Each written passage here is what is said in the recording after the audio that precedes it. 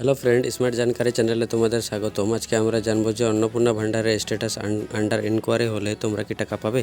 পিডিএফটা ওপেন করে নিয়েছি। এখানে দেখতে পাচ্ছ আজ তাক বাংলা নিউজ থেকে এটি প্রকাশিত হয়েছে কলকাতায় 23শে জুলাই 2026। নিচে দেখে নেওয়া যাক কি বলেছে। এখানে বলেছে অনেকেরই অন্নপূর্ণা যোজনার অ্যাপ্লিকেশন স্ট্যাটাস আন্ডার ইনকোয়ারি হয়ে রয়েছে। তাদের অ্যাকাউন্টে এখনও টাকা ঢোকেনি 3000 টাকা।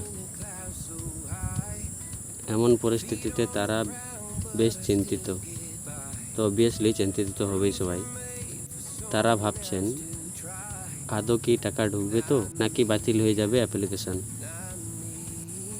আর সেই উত্তরটা দিয়েছে রাজ্যর শাসক দল বিজেপি।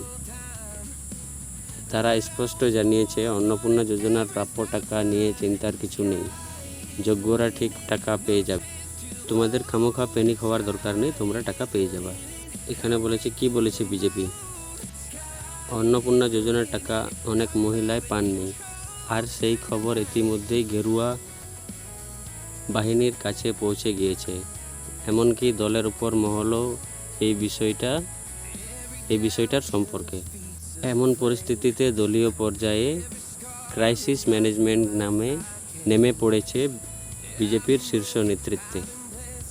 ইতিমধ্যে মুখ্যমন্ত্রী শুভেন্দু অধিকারী অস্থায়ী বাসভবনে এই বিষয়টা নিয়ে বৈঠক করে ফেলেছেন বিজেপির রাজ্য সভাপতি শ্রমিক ভট্টাচার্য। সুকান্ত মজুমদার বলে খবর মিলছে, সূত্রের দাবি ওই বৈঠকে স্থির হয়েছে অন্নপূর্ণা যোজনার নিয়ে। তারপর সাধারণ মানুষের উদ্বেগ কাটতে হবে, সেক্ষেত্রে বিশেষ দায়িত্ব নিতে হবে দলের নেতা ও কর্মীদের। বলেছে আন্ডার ইনকোয়ারি থাকলে টাকা মিলবে। সূত্রের খবর, এই বিষয়টা নিয়েও বার্তা দেওয়া হয়েছে। ওই মিটিংয়ে দলের শীর্ষ নেতৃত্বে জানিয়েছে বহু ক্ষেত্রে অন্নপূর্ণা যোজনার কাজ এখনও চলছে, কিছু পদ্ধতিগত সমস্যা রয়েছে, সেটা মিটে গেলেই অন্নপূর্ণা যোজনার 3000 টাকা দেওয়া হবে। আর এহেন বার্তা এলাকার মহিলাদের কাছে পৌঁছে দেওয়ার দায়িত্ব গিয়েছে নেতা ও কর্মীদের উপরে। জেলা সভাপতিরা এই কাজে নজর রাখবেন বলেও জানা গিয়েছে। স্পষ্ট নির্দেশ, কোনোভাবেই যোগ্য মহিলাদের প্রকল্প থেকে বাদ দেওয়া যাবে না। তো তোমরা নিশ্চিত থাকবা, তোমরা যদি যোগ্য প্রার্থী হও তাহলে তোমরা বাদ এই প্রকল্পটা থেকে, অন্নপূর্ণা ভাণ্ডার থেকে তোমরা বাদ যাবা না। এখানে বলেছে ভেরিফিকেশন চলছে, এখনও অনেক মহিলার অন্নপূর্ণা যোজনার স্ট্যাটাস আন্ডার ইনকোয়ারি হয়ে রয়েছে, চলছে ভেরিফিকেশনের কাজ। প্রয়োজনে আবেদনকারীরা বাড়ি বাড়ি যাওয়া হচ্ছে,